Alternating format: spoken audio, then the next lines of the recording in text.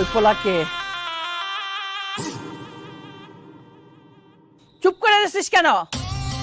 আমি কিছু জিজ্ঞেস করছি। ওই পোলাকে আমার বন্ধু। বন্ধু? পোলা আর মাইয়া বন্ধু? তুই আমারে শিখাস পোলা মাইয়া বন্ধু হয়?